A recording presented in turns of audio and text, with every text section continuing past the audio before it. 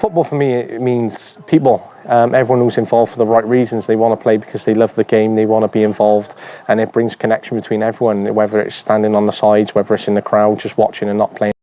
And with football being for everyone, whether you're a coach, a player, an aspiring player for the future, someone seeking a scholarship, a teacher, a youth worker, a professional, a volunteer, someone seeking to get involved in the game, a volunteer parent, whether they're reflecting on their journey and how they can understand their grassroots team, an aspiring academy coach yourself, no matter what and no matter where you're listening, this podcast is really for you. On the Reflective Coach podcast, there are so many wonderful guests that feature on a podcast, whether this is former professionals, current professionals, and professionals of all backgrounds within the Coaching Insight series that really inspire, understand, support, and are reflective amongst this journey as they share their own insights, experiences, their own journey, their own reflections, strategies, insights, and other stories into the Reflective Coach podcast. Each week features a new guest, and each new guest brings something new to the podcast. I've been so lucky to have so many wonderful guests on, and you can really listen to all the episodes on Spotify, YouTube, and Podcast Addict, with continuous updates on Twitter and LinkedIn. By subscribing, commenting, following, engaging with all the posts amongst social media, you can really keep up to date with all the episodes. Until you know how people learn, you're never going to be able to teach them things. And I think some of the best coaches, like you mentioned, are teachers. They are people that love that part of the game. They're not just getting out there and yelling. They're not just getting out there and organizing sessions. They are getting out there and actually helping their players to internalize information that they didn't previously know. Well, and it's just like, even when we go to those coaching licenses, like all of us as humans only have a certain amount of attention span that we can give to something. And so if you're stopping every couple minutes, like players are just going to stop listening. To be honest, like they'll like look at you and they will like, their eyes will be on you, but they are not retaining any information that you're saying. Like they are off thinking about whatever they want to be thinking about at the time. And so I even noticed that with myself. And at the end of the day, they're going to have to pick a lineup. They're going to have to make cuts. They're going to have to move players on. And it's fun to watch that dynamic because I feel like that's something I struggle with because I like to be liked. And I think it's when I watch stuff with Emma Hayes or Jill Ellis and I watch some of those things, and even like you can look at Pep, and it's probably like a criticism of Klopp right now that he hasn't moved people on as fast as like a Pep does. Like Pep, as soon as you don't fit his system, you're gone.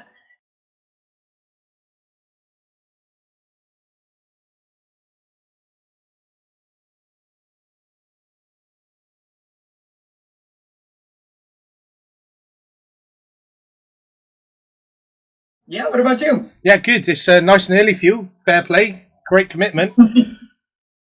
Oh, it's okay. I have a 13-month-old son, so we're up every day pretty early anyway. So this is like I feel like 9-10 o'clock is almost like midday for us nowadays. Oh yeah, that's a long days then. Getting most of it out of it, squeezing every second out of it. It's funny, you get to like 9 o'clock some days and you're like, oh my God, I've been awake for 4 hours. Like how I still have so much of the day left. But yeah, no, it's a lot of fun. There you are. Look, that's good. And how about you? You been good?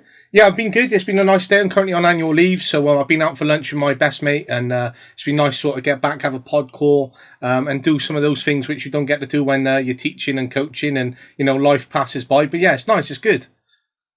Where are you based out of? Like, where are you so far ahead of us hours wise? So it's currently just turned 3 p.m. in the afternoon, so I think I'm about 6 hours ahead of you. Are you in England then? I'm in Wales, so literally not too far from Wales, England. Okay, sorry. Yeah. Yep. Yeah, that's Perfect. it. So are you on the end of your season now, looking ahead of pre-season, or?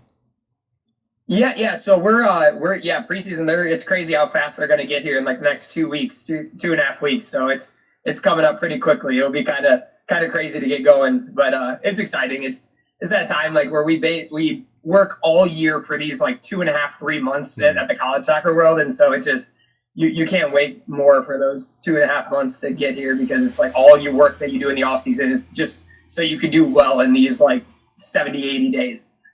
That's it. It sounds exciting as well. And that's, a 2.5 month period, 80 days, for example, it's not a long period of time to have such a program. So there's so much which is, sort of crammed into that and squeezed out of the athletes in the program.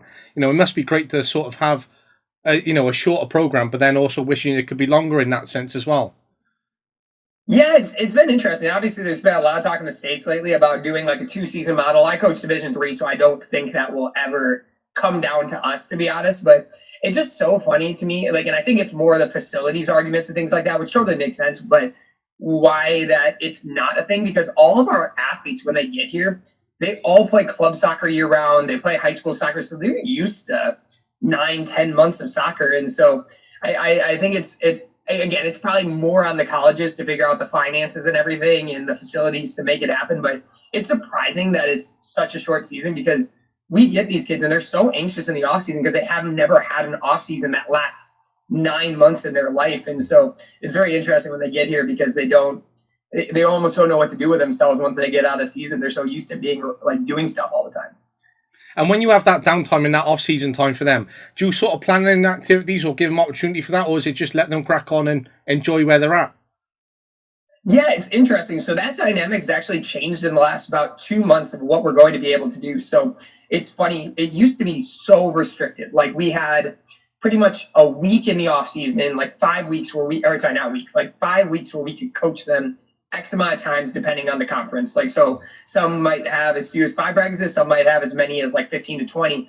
But more recently, the NCAA finally switched at the Division 3 level to a model where we actually have 112 days throughout the year that we can coach them. So any day that we don't utilize during our season, we can actually utilize in the off season now. So the captain's practices that our kids used to hold in January, February, early March before we started that 5 weeks, we can actually coach them now. And so it's going to be an interesting dynamic, because on top of the weightlifting they can do, we can actually, like, in the winter now, start working with them, which is, I think, going to be an adjustment for Division 3 college coaches, because we're so used to, like, as soon as your season ends in October and November, some schools December, like, you're done with them until next August. And it's just like weird.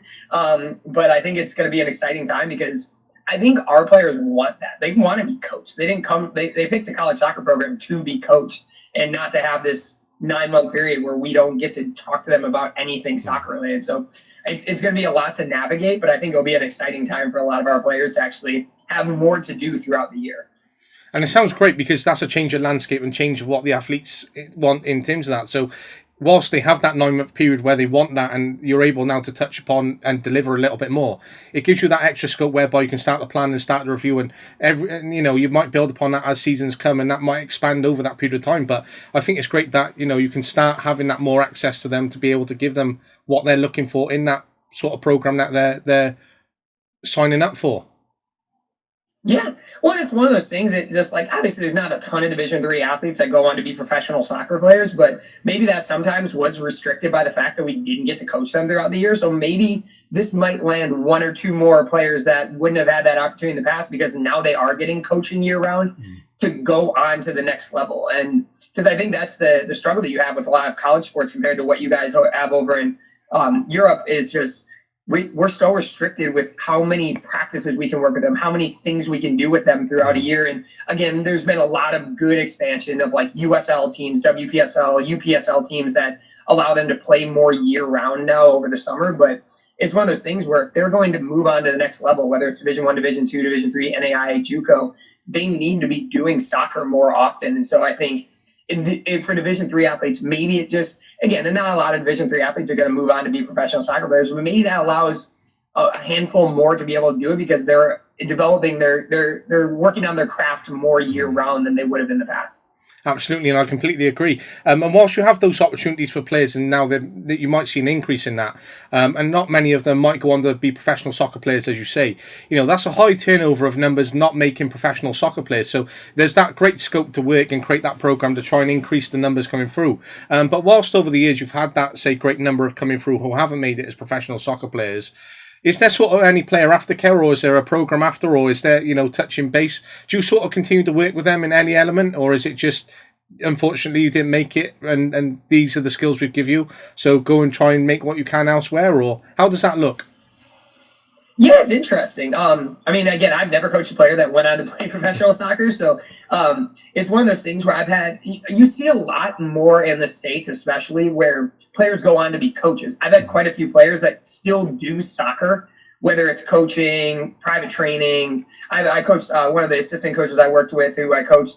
she works at like essentially a 1v1 skills like training center down in Arizona. And so a lot of our players will go on to do more coaching than playing at the Division 3 level. But we see them in other ways. Like you see them like going on to be lawyers. You see them going on to be dentists, doctors, teachers, all sorts of different things. And so fortunately with us, like I still have a lot of good connections with players that I've graduated. We go to their weddings and stuff. I went to a few players' weddings this summer. And so I think like we get to connect with them in different ways than maybe the professional, the people that go on to be professionally. But again, that's a little bit different for the Division 3 model than maybe like some of the other divisions in the United States. And it's interesting because I was just having a conversation with my best mate over lunch, and he was calling me Americanized because I'm chatting to so many American coaches, and I've currently my best mate lives in Cali. My cousin's currently out in New York on a 6-month like travel trip for coaching, and I'm like, mate, every time I speak to like someone from America, I just want to go out there and get coaching because it sounds incredible. And he's like, you're so Americanized. I don't know how you do it and all this and that. But when it comes down to it, and listening to like yourself say that, you have such a great connection with the people because you're not only the first American coach to or coach from America to say, look, I've gone to a player's wedding, I've gone to this and that, and that seems to be something which is quite a nice norm as well in that relationship and what you're able to deliver. Whereas here in the UK, we don't sort of have that unless you really get along with a player really well, or they're like, yeah, you had such an impact. So I think you have such a brilliant dynamic whereby you can have those relationships, but then you're seeing players, go on and do their undergrad studies and get qualifications, whereby then they can go and be lawyers, doctors, or they're going straight into coaching because playing hasn't worked out. Suddenly they got an undergrad assistant job available or postgrad, and I think that's such a nice pathway and dynamic which you created in the States, where that is something we really need to start taking away from you and going, right, how could we utilise their sort of outlook and bring it here to the UK to improve what we're doing, for example? Yeah, you're right. It's interesting because, again, we're so, we're very behind you guys over in the UK in terms of coaching, and things like that. We started later. It's, I think, in a very similar way where our women's team was very far ahead of everyone for the longest time because we were one of the first countries to really invest in the women's side. In the men's side and in other ways, we're very behind in terms of like the actual coaching. And I think that's where we're trying to catch up. But it's interesting because, yeah, I think in that dynamic, I think other things were developed. And so it was a very organic process to get to where we are now. And so like other things were picked up along the way where, unfortunately, I think over with you guys where it's more, it has to be a little bit more cutthroat because there's money on the line for not only the players, the managers, the coaches, there's outside investment. That's why you have, I mean, again, I actually listened to a podcast of I listened to a few of your podcasts in preparation for this. So it's like, I wonder what we're going to talk about. But I know Sean Soderling, my podcast partner, kind of brought up the Wrexham thing. But it's fun because you get to see that type of investment and why it has to unfortunately be so cutthroat because of the economics that surround the cities that these teams are in. And so I think that we have to find a balance of can we have that relationship building, but also be a little bit more cutthroat because that's the only way we're going to get to where you guys are over there in terms of the quality and across the board. And so it's an interesting dynamic because I think we can both learn from each other a little bit. I completely agree because there's so much within your games and everyone that I speak to is like, wow, we actually could do that. So when you see the athletes on Twitter and trying to post themselves and look, they're doing kick-ups and they're doing challenges and they're reaching out to recruits and you've got all these amazing recruitment days which take place, these talent ID camps, the conventions, everything you got is just so like massive hype. And it's amazing to see from the outset how big that is just on Twitter. So to see everyone else that I speak to across in America and seeing photos, I'm like, that is something we could take so massively over here because our programs are nowhere near as good as that in terms of the exploitation. Well, not exploitation, but the exploitation whereby we can support players to develop, to move up in terms of how they utilize social media and talent ID camps and sharing good practice with coaches because we are too cutthroat and we're like, right, we got these assets, you got those assets, we're not working together, we're rivals. And that's the way the game unfortunately is. But as you say, finding that right balance because there's so much which you're like in a position to go, how can we take our game forward, but let's make sure we're not making some of the mistakes they've made. And then we need to sort of do the same in terms of going, right, look how good their youth programs are. We need to steal from them as well. So I think it's going in the right direction, especially everyone that I speak to, and it sounds, fantastic where it's going. But whilst you say get that balance right, would you really want your game, and do you want your game to move to the levels whereby the amount of money that we're turning over here in like the UK is happening in the US, for example? It's an interesting question just because in certain ways, obviously, it's going to have its deficiencies, but in a lot of ways, in order for us to get to where you guys are over in the UK, like in terms of like the quality of play top to bottom, especially on the men's side, the women's side at England winning the Euros this year and stuff, like there's obviously that's like the women's side in England's been very good for a while as well. But it's I think in order for us to ever catch the rest of the world, that type of investment needs to happen. And I think like it's funny. I heard a bunch of different things yesterday because like Messi had 2 goals and an assist for Inter Miami yesterday, and it's funny. Like people are like, "Oh, he's exposing it." And I'm like, "Yes, absolutely. Like he's the best player in the world, like or one of them at the time." And it's like, of course he's going to tear up the MLS. Like, yeah, absolutely. But it's one of those things. Well, like, if him playing here gets 1 or 2 more kids to want to go watch Inter Miami or to want to go watch an MLS game, I think that's a net positive for us. And whether some people might, there's pessimists out there, like as soon as he leaves, the interest is going to go away. And it's possible. But what if it doesn't? What if there is a kid that went watched and now has Inter Miami jerseys and wants to go to the games with their parents? Maybe that's one more thing that you're finally seeing, like the investment, like with the David Beckhams of the world and all these people that are actually putting a lot of money into stuff over here, that maybe it'll finally change things for us. So it's interesting. I don't know if I answered your question well, but it's I don't know, to be honest. I kind of think in order for us to get as good as you guys, we have to invest that type of stuff and probably have to eventually switch to a promotion relegation system. But I think with that, it's such an anti-U.S. sports thing to go to promotion relegation. I feel like the hurdles to get there is going to be, I hope it happens eventually, but I think the hurdles to get there are pretty high right now. And there is a lot of barriers, and I'm glad that you touched upon the Messi thing because it was in the back of my mind. And you say you look at England, that's not even a quarter of the size of the US, for example. And we got like 92 professional teams. If you take the geographical nature of America and how many professional teams you could have and where you could go, you could have 5 or 6 professional leagues whereby that could happen. And then look at how the programs could restructure the amount of players going through. It could absolutely be exploited to grow massively. And it's I again agree with Messi because I went on Twitter this morning. He's got like 872,000 tweets just about Messi, and if one club can generate that, then that's massive, especially how that could grow.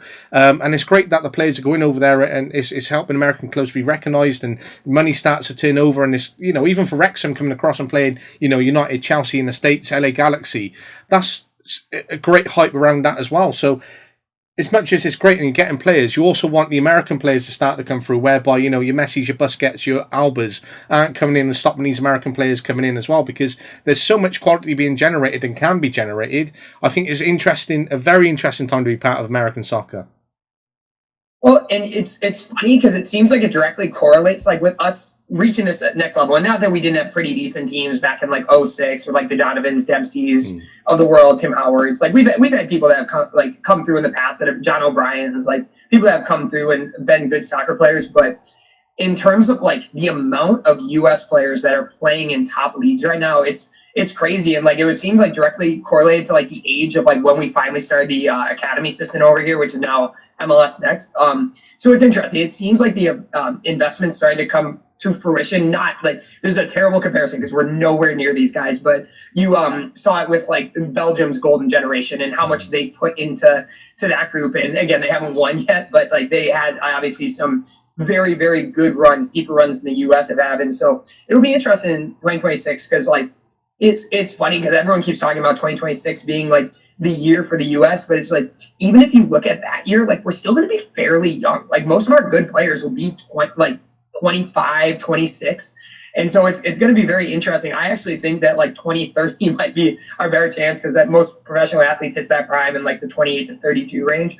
And so it's funny. I think so much is being put into the U.S. being strong and hopefully making a run in 2026. But I think the more interesting time is going to be in 2030 when these people not only have come through, but the next group has come through and see if there's any new exciting ones that are coming through right now as well. I think completely agree with you with that outlook in the future. I think the US are definitely a team to watch, especially on the national stage, because I think they're going to explode and I think they're bringing some youth through. And I think they're going to be one of the top 5 nations come 2020-30. It would be very interesting. It's exciting again. Like when you look at like some of the moves that like people are making right now, like Tim Weah to Juventus. Like when's the last time that happened? And he's like not even one of the best U.S. players. Like he's up there. He obviously starts for us, but he's not even like one. If everyone had to pick their starting 11, he doesn't make every single person's. But he's got a big move to Juve. Who's like obviously top. Like Pulisic going to Milan, Musa probably going to Milan. Like Ricardo Pepi going to Eindhoven. Like you used to have like all these people like us. Picking up Florin Balogun, which we did no work for other than recruiting him over here. But like he's probably, if he has another big year, going to have a big move somewhere if it doesn't happen this summer. And so it's a really exciting time. Like again, I just think like we're in the past. I felt like maybe we had like 7 players where like, okay, these guys can compete at most levels. Where it's like now we're like getting close to being too deep in every position that are pretty competitive and play at pretty high leagues. Like Joe Scally, our backup right back, was awesome for Gladbach this year. And so it's interesting where we're at right now. I agree with you. Like again, 2030, I think is like, it's funny. Everyone's so into 2026. I'm more excited for 2030, to be honest, to see if like we can keep in this path. And I understand there's a pessimist out there that's like, oh, everyone else is developing too. Of course they are. But I'm hoping that like it finally starts to come through and you actually start to see it where we're not just getting out of groups. Maybe we can make 2 rounds in and get to a quarterfinal or get to a semifinal. I think that would be a big step for us. Well, I reckon it's going to happen, and hopefully in the same time, you know, some of the great coaches that I speak to, including yourselves, get the opportunity to come through, because I know there's a lot of scepticism around the senior team national manager and what surrounds him and the split decisions on him. But you know, get the management team right and the coaches through. I think you'll be flying. Yeah, it's funny. I don't think you can have a national team manager that isn't polarizing. It's like I don't know how it is over in Wales, but it's like the presidency in the United States, where like 50% or 51% are going to love him and 49% are going to hate him, or vice versa. You see it with Southgate all the time, and over in England as well, where it's just like half the population thinks Southgate's great, half the population thinks he's an based on who he's picking and stuff like that. And I think that's very much where I think Berhalter is with the population. I think clearly the players like him. I like it. I'm concerned just because I think I say this all the time, and I get pushback on Twitter sometimes. I think he's fine.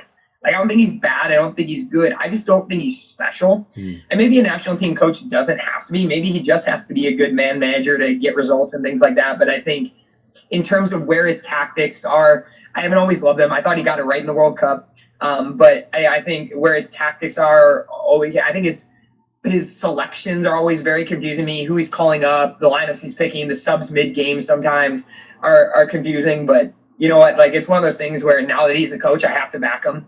And so it's you just kind of have to go with it. And again, we're not in the locker room. So who knows? Maybe he's doing all this brilliant stuff that we don't see. But I think my big thing is like BJ Callahan won like the Nations League and still hasn't lost a game as a head coach. So clearly, like, it doesn't really matter who's the coach. Like, whoever's out there is going to win those CONCACAF level games. And it's good that you touch upon that, and it's good that you sort of mentioned Southgate as well, because it's how he's opened up the national pool to then start, you know, giving players more experience. So then rather than going, right, oh, these players with like 70-odd caps are out, and then I've got to bring through these inexperienced players, he's now sort of got a wider pool whereby you can bring players in who are ready to step up. And it's good that you touch upon man management and how that approaches and how that looks. So when it comes into your own style then, would you say you're more of a tactician, more of a man management? Would you say you're more of a technical or psychosocial? Where would you sort of pitch yourself if you had to sort of put yourself in a category? No, by the way, you're an awesome question asker. We've obviously, I don't know if Sean mentioned, but like we do our own podcast. We haven't done it for a little bit, but we had our own podcast for like 5-6 years. And like the way you're able to take answers and like transition them into a good question, that's a phenomenal skill to have. So really, really well done. Thank you. I would say a little bit of everything. I think just like in like terms of my life, I've always joked with people, I'm like a jack of all trades, master of none. Because I would say from the outside looking in, if you ask people, I think I'm a good man manager. I think every team I've ever coached, I think I have players that really want to play for me. I'm a pretty easy person to get along with. I smile a lot. Like, I don't take myself too seriously. I don't like conflict, so I tend to resolve problems with people that might have issues with me very quickly. Like, I'm a person, you could ask my wife this, but she's funny because she's one of those people that likes to sit in her thoughts, and I'm a person that likes to like solve the problem.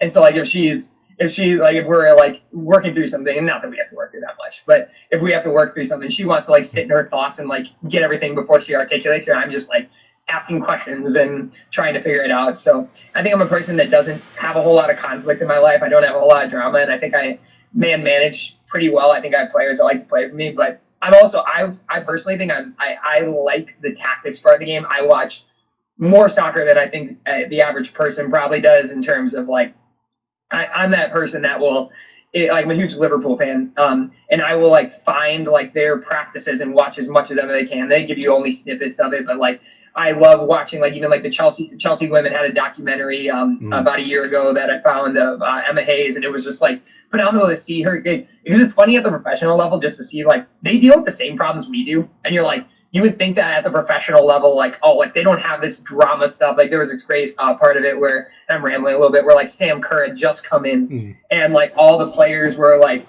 talking about like, oh, like, yeah, she's here, but like she still has to earn her place. It's like, it's Sam Kerr. She's going to earn her place. But it was just like, and like the dynamic of like her coming in and having to get her uniform number because it's like famously, 20 is obviously famously associated with Sam Kerr.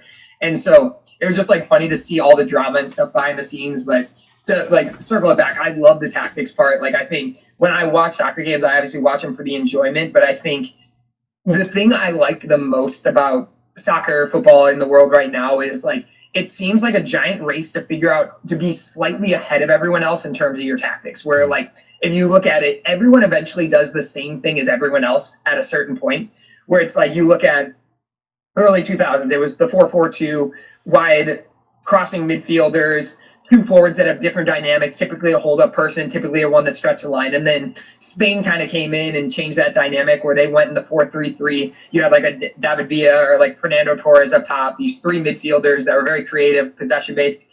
And then gegenpressing was a thing. Like, and then like, so you look at like what happened with Germany and how they won and what Klopp brought and things like that. And then Pep's obviously always had his thing that he's done like for forever, but then he just recently switched to this 3-2-2-3 that like now everyone is doing, like, and it looks different. Like sometimes it's a 3-4-2-1, but it's like essentially a lot of people are doing this similar type of tactic. And so I like that part of the game because I like watching a lot of teams and figuring out like, all right, who's ahead of the game right now? Who is doing this better? Because then eventually everyone's going to do that. Like in a year, you're going to see everyone. I went to a recruiting event the other day and saw 3 or 4 teams in that like 3-2-2-3 or 3-6-1 or whatever you want to call it, and just like in doing the things where like a left back was dropping into the midfield and possession and the center backs are stretching wide. It's just like it's funny because that just happened like 9-10 months ago and now everyone's doing it. And so I think that's the fun part about the tactics thing that I enjoy is just the trying to stay slightly ahead of the game, because eventually everyone sees everyone and everyone catches up, and then the tactics are going to change to something else in 3 or 4 years. But it's very fun to watch that part of the game. I love that, and I love adjusting to the game and seeing the adaptations, as well as looking at your team, preparing your team, as well as reflecting upon how the other teams are doing. So there's quite a few things within that, and the first one, I'm glad that you've watched that Chelsea documentary, because it is such a good docu on DAZN, and I think it really highlights that Sam Kerr coming in, and not only how she adjusted and set herself up, going, I know what level I'm at, I'm coming in to deliver this, I'm here to be the player as part of that team. But some players can adjust to the fact that she was going to help make the team better. So, for example, like Morona, she's ended up moving on to PSG because she couldn't cope and hold her position down. And then there's a player who couldn't adapt whereby they've lost their number, and that was difficult. But if you've got a player coming in and you're not ready to adjust to them, sometimes you have to make these sacrifices for these better players to come in to make you a better team. And hence why Emma Hayes has identified this player to come in and be part of that and really build upon it, which is fantastic in itself. Yeah, and I just love the dynamic that Emma Hayes has, and it really reminds me of another English person, Jill Ellis, that like I love watching interviews with them because they very clearly care about their players, and they're very clearly people coaches, but they're also able to be ruthless in the same way where like at the end of the day, they're going to have to pick a lineup, they're going to have to make cuts, they're going to have to move players on, and it's fun to watch that dynamic because I feel like that's something I struggle with because I like to be liked. And I think it's when I watch stuff with Emma Hayes or Jill Ellis and I watch some of those things, and even like you can look at Pep, and it's probably like a criticism of Klopp right now that he hasn't moved people on as fast as like a Pep does. Like Pep, as soon as you don't fit his system, you're gone. Like, and he's going to make sure you get a pretty decent payday, but like you're out of there. Like, and so it's funny where like you almost like have to find that dynamic as a coach where you can be a player's coach and like be there for them and be a good human for them. But at the end of the day, if they're like, I watched an interview with Joe Ellis the other day, and I love this quote. I'm totally going to steal it, but it's just like, I would have you babysit my daughter today. I'm just not going to play you today. And I was just like, I love that dynamic where it's like, I like you and I might love you, but at the end of the day, I also need to pick a team that's going to be successful. And I just had so much positive things that I took away from that documentary with Emma Hayes, just because I think she just does such a good job of that dynamic. And it sucks because like the players, gosh, I forget her name. She was the one that like, I watched this like 6 months ago, but she was the one that was like struggling for playing time. I think she ended up going maybe to Reading or something like that. But she was the one that they highlighted a lot where she wasn't playing, and she associated with like Emma Hayes liking her or not liking her. And I know my players do that too. And I try to say to them every single preseason guy, like, I like all of you. I just have to play some of you. And it's an interesting dynamic because you do have to be a little ruthless at times. And again, I'm a huge Liverpool fan, and I think it's one of those things where you've seen that with Klopp a little bit. Like it's finally happening where he's just like moving on. And now we're moving on everyone. It's like, okay, I don't know if that's going to work either, because now there's going to be a transition where like now it's like a brand new midfield. But it's one of those things where it's I don't even remember the original question. Now I've been rambling so long, but yeah, that's where I'm at right now. No, it's completely fine, but I think it touches upon so much within that and highlights that as well in terms of that I like you, but I don't have to play you. And that's some of the things that I've alluded to with some of the coaches that I've worked with, because as you're on those college and high school programs, you have to sort of be ruthless, whereby you have to award minutes and ensure minutes for the better technical players, because if there's a prospect of them becoming professional, then we really have to sit and focus on those players. But you've also got a program whereby players are signed up, and then you have to sort of justify and look at minutes in some other way. So if you've got a squad of 30, which is massive, and you've only got a short amount of games whereby you might only have 18 games. If you've got 30 players, then that's a lot of minutes to sort of consider and jump around. But then you might be giving minutes to players, and some players don't justify those minutes because they're not as technical as they should be. So they're not going to make it in professional or land a further scholarship, etc. So therefore, you're taking minutes from the players who deserve it to try and balance out minutes somewhere else. So when it comes down to it, it's difficult because you sort of try to justify minutes, but then you try to justify whereby these players don't deserve to get picked and therefore have to drop down the pecking order. But you're not going to, just cast them to a side because they're still part of that program until that program finishes. So it is quite a tough position which you find yourselves within.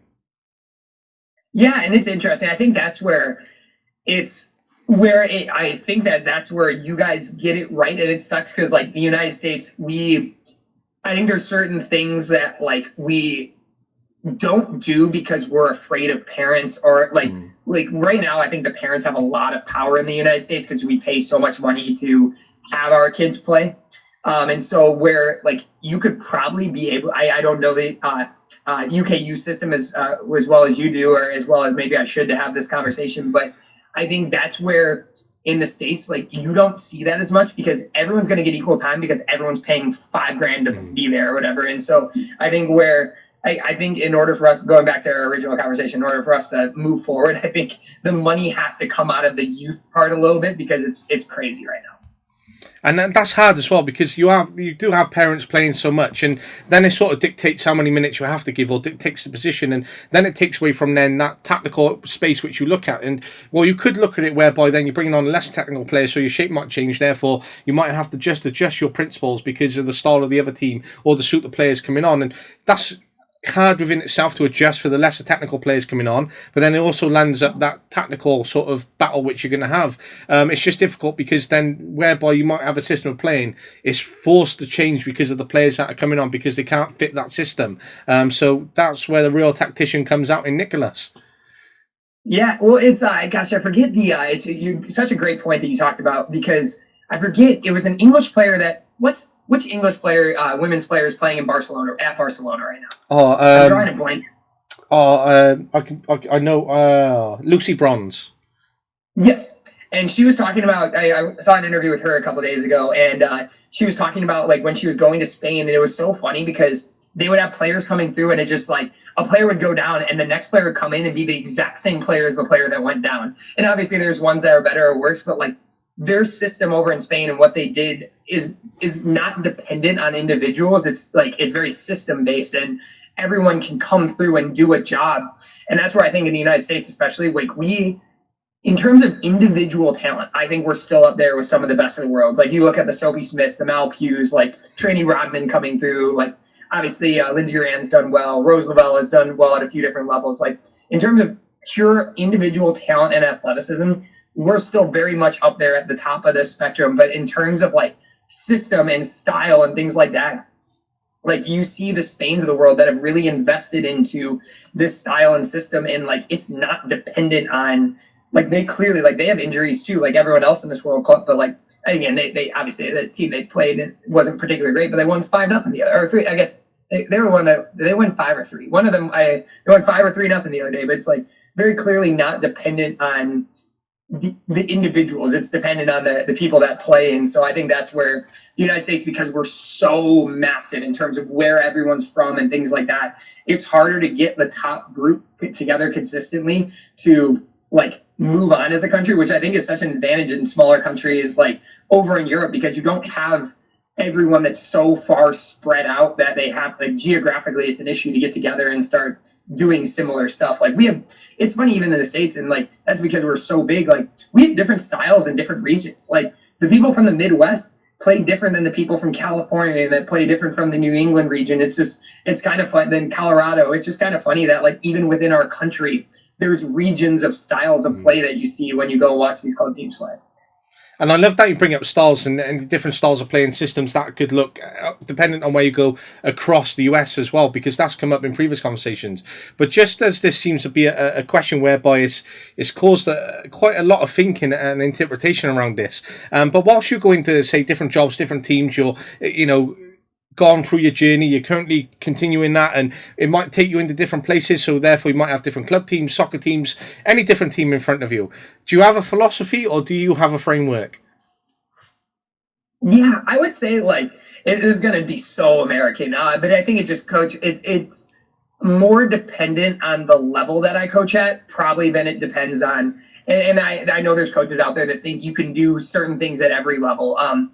And that may or may not be true. Obviously, like there's always multiple sides to every story. But I would say the things that I really value in terms of like soccer is I like to have teams that are, I wouldn't say direct, but are also purposeful with how we attack. I'm not a team that I love my players. I just don't trust them to play like through my keeper every single pass, and so our keeper absolutely is comfortable with her feet, but I'm also not going to ask her to start every single attack as you see some of the teams do.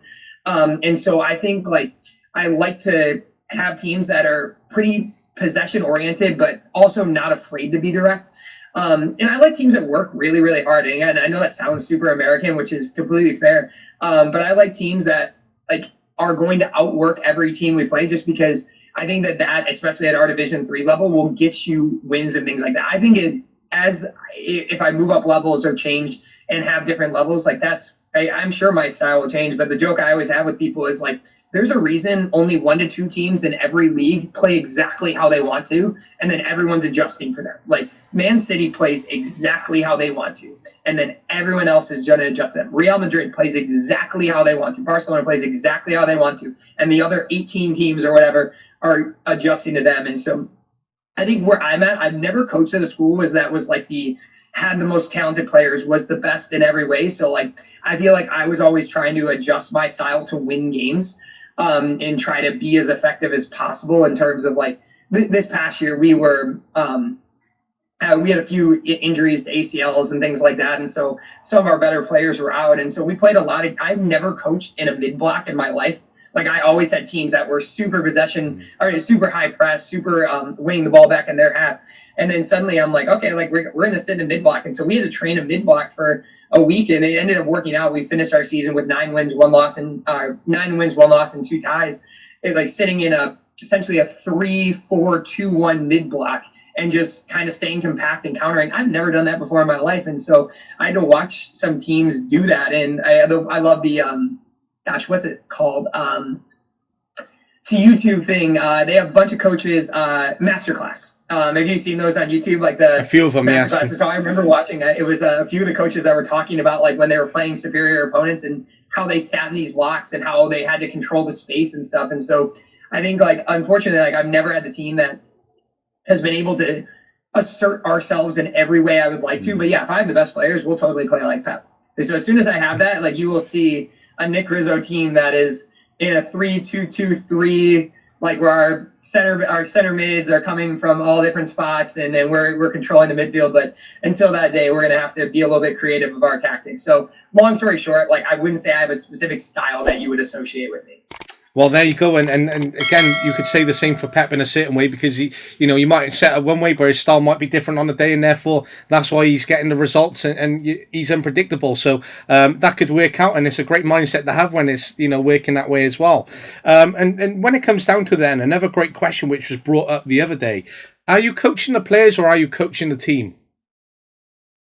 Yeah, it's a good question. I think you have to do obviously like super simple answer. You have to do both.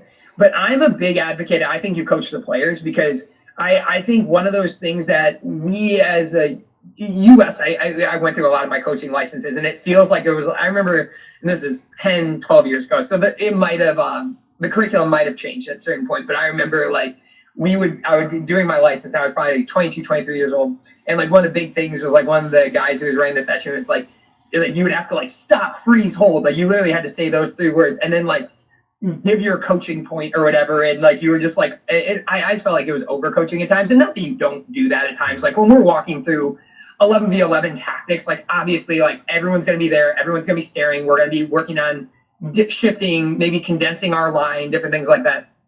But it's just, I felt like that was such a thing that happened a few years ago and I hated it. Like I hated just stopping my session in the middle and like 2 minutes spiel, all right, go again, because I felt like it killed the session. And so I'm definitely a coach that I like to bring players aside during the session and talk about like if a player messed things up or tactically they weren't doing the right things or even technically they just mishit something, just walking them through what they need to change or what they did well and we want them to keep doing. And then we do a lot of individual film. Like, so like I have a TV with, we do tactics in my office, like 2 big tactics boards and we'll walk through. But I think I do that in the small group stuff, but I would say we don't do a lot of like full team stuff unless it's very applicable to our tactics for the game that we're about to play. But I think I do like to focus on the individual a lot. I love that, and I think that's great as well. And I was at a coaching session last night. I was helping out a coach which I used to coach with in the academy, and he was doing an 11v11 session, and he's trying to prepare his team ready for pre-season. And he was focusing on a game ahead on Sunday, and it ended up being a very stop-start session. And even I was stood on the side going, "This is so frustrating." And he was like, "Girls, I understand, I get it. You're getting frustrated," but he said, "I want to stop-start. I want to address this and keep going." And it became frustrating for them, and it was frustrating to sort of watch on the side. But I could also understand what he was trying to do. And when I went through my coaching licenses, it was like, right, what is terminal feedback and what is concurrent? So I think I end up doing more concurrent, which is ongoing as you do throughout the session, pulling a player to a side and only stopping it when I really want to address them in, to then recreate that situation for us to build. Because as coaches, we can stop, start, we can get the detail in, but it's so frustrating for the players because we want that ball rolling. Then they're in a great position where they might get a ball or they've had minimal touches and one of them's finally got an opportunity to run into space and try and get a shot off. And then you're stopping it and you're taking that away from them. They're just going to get so frustrated over a period of time. And you can see it in the players' faces as well. Well, and it's just like, even when we go to those coaching licenses, like all of us as humans only have a certain amount of attention span that we can give to something. And so if you're stopping every couple minutes, like players are just going to stop listening. To be honest, like they'll like look at you and they will like, their eyes will be on you, but they are not retaining any information that you're saying. Like they're off thinking about whatever they want to be thinking about at the time. And so I even noticed that with myself. And it's just funny because like I would hear of these sessions that some of these coaches do, they'd be like these epic 2-hour long, like if the ball moves here, then we do this. If the ball goes here, just like, I mean, soccer is 4D chess, it's just like the players are like after the kickoff, players are never going to be in the same spot ever again. And so it's one of those things where I think like training them to think and training them how to adjust to different areas. We talk to our back line all the time. Like we have very specific principles for our back line in terms of like when we want them to step, when we want them to drop. Like if a midfielder's running at you, you are getting narrow and you're getting back to our 18. Like and letting the midfielders get back and deal with them and different things like that. And whether we're in a 3-back, 4-back, 5-back, it doesn't change. Like those principles are like things. So like I think an important thing that we try to do is to train the players to work on principles, whether that more so than us saying like, if the ball is played to their left back, then our right wing goes, our center forward drops to their holding, or whatever we do for the day. But I think it's important to teach them to think as opposed to, I think there's so many coaches that literally like, and again, there's no right or wrong way to do stuff for the most part, but that like, I personally would not want to be a part of an epic 2 hour and a half hour training session where I'm just told where to go, because then the game's going to come and it's never going to really look like that again. And I'm not going to know what to do anyway. And again, I think that's such a great point, and something which came up in a conversation the other day, because you might coach that system, you might deploy it, you might concentrate on certain principles and then continuously delivering them, whereby then your system dictates those principles, whereby if you give those principles and then allow players to have that creative freedom so they can have the opportunity to go and be creative, to go and try the attack in essence, to build upon how they might decision make within that moment, you're creating players which then can think for themselves, and therefore their game IQ is going to increase, so therefore they might understand things like pitch geography a little bit more, and therefore if they go into another team or they start to have another coach, they're able to have that ability to think for themselves rather than having a system of thinking which has been dictated to for them, and therefore they struggle, whereby then they go into another system or another coach comes in. Yeah, well, it's such a good point too, because even within those own teams, like we can't be dumb enough to not realize that the other team's going to have adjusted their tactics to us as well. So like we say we're in, last year we played at that 3-6-1, and it's like we were playing against a team that's in a 4-3-3, and we have all these ways we're going to cover. Well, what the other team the day before or a couple of days before was like, like we don't like that midfield advantage they have. We're going to adjust to a 4-4-2 box, or we're going to, or we're going to change our system as well. And so like you said, like our principles are going to be more important than the actual tactics sometimes, because at the end of the day, like we don't get timeouts in soccer. So like our players need to be able to adjust on the fly and be able to read the game. And so, yeah, I always think it's funny too, because like, yeah, at the end of the day, like I understand, like there's a coach on the other team that's going to, like, as much as I'm trying to win this coaching battle, like they're trying to win it too. They're not just going to let me do exactly what I want every single game.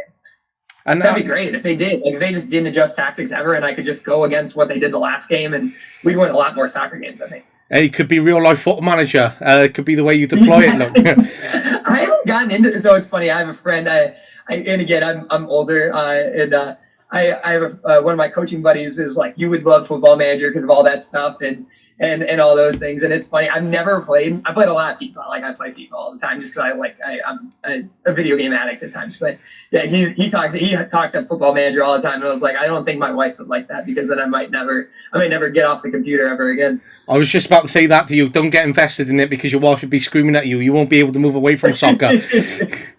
So whilst you plan a weekend out, I need to keep my marriage intact. Yeah, there you are. Look, because you plan a weekend out, you're like, no, I just got this cup final. I'll see you later. Well, it's crazy because like dissimilar to FIFA, where like I shouldn't say this. I don't know the dynamics of it, but like I've seen him do it, and you have to like watch the game, and like the things happen during the game, and like you're not like controlling a player. You actually like just have to coach it like a manager, which makes sense. But yeah, no, it's kind of funny because like, yeah, you can't just like quick sim the games like you can in FIFA. Like you actually have to like, or maybe you can, but like if you're going to do it well, you have to like watch through the games and like make adjustments on the fly.